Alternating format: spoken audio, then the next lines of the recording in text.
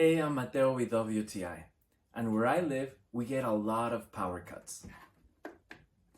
But this power station by Apowking has been a lifesaver.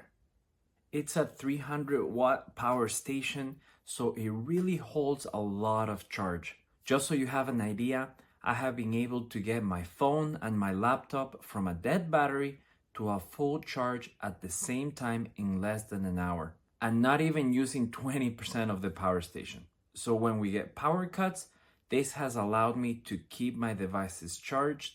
I can power my internet routers, my laptops, allowing me to be able to communicate and work from home.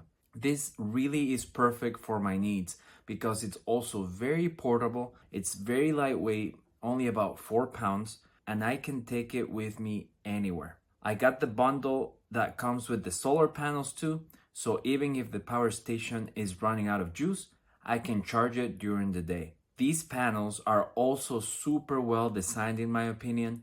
They're very portable, lightweight, foldable to the size of a tablet, making it perfect for camping trips, emergency kits, road trips, and so much more. I think this is a must-buy for any home. And that is my point of view.